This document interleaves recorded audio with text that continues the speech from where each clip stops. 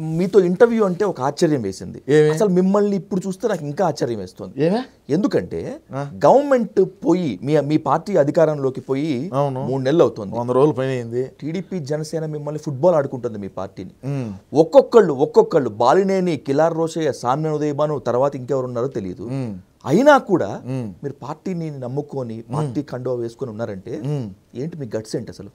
అంటే నేను last time చెప్పినా, నువ్వు అదే నేను మళ్ళీ అదే చెప్తా నీకు. లాస్ట్ టైం నీకే చెప్పినా, నేను మళ్ళీ ఇప్పుడు నీకే చెప్తున్నా.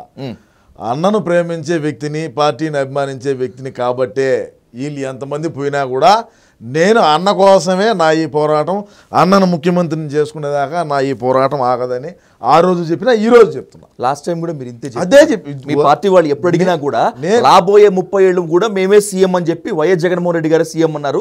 కట్ చేస్తే 2024 జూన్ 12న చంద్రబాబు నాయుడు గారు ప్రమాణ స్వీకారం చేశారు. అవునయ్య, నేనేం చెప్తున్నాను, అన్నను ముఖ్యమంత్రిని చేసుకునేదాకా నా ఈ పోరాటం ఆగదని ఆ రోజు చెప్పినా, ఈ రోజు చెప్పినా. ఎప్పటికైనా 2039లో కానీ 40లో కానీ 49లో కానీ ఎప్పుడైనా సరే అన్నను ముఖ్యమంత్రి అయ్యేదాకా నా ఈ పోరాటం ఆగదు. 2026కి అసలు మీ పార్టీ ఉంటుందా?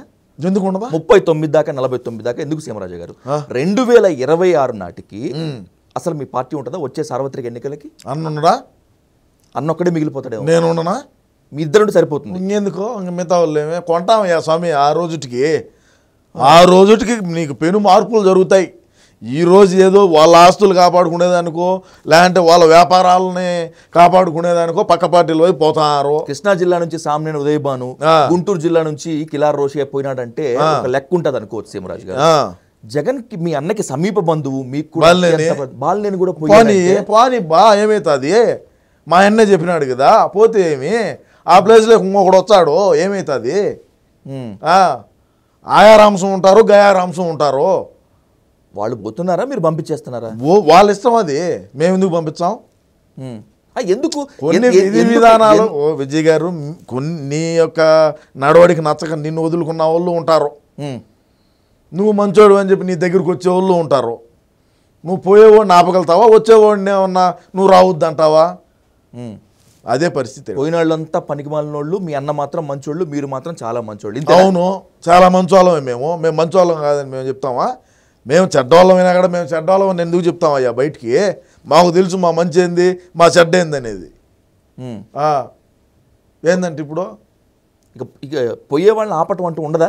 ఏం ఆపేది, ఆపే ప్రయత్నం కూడా ఆపాల్సిన పని లేదు. పోనీ బా ఏమి వీళ్ళు అంటే ఇంకొకరు వచ్చారు, ఏమవుతుంది? ఎట్లే ఉంటే ఎట్లే ఉంటాం. మీరు ఇలాగే ప్రవర్తిస్తే ఎట్లే ప్రవర్తించేదే. ఆఖరికి మీ అన్న కూడా మిగిలిన పార్టీలో మీరే ఉంటారేమో. ఏం దేనికి మిగిలినా?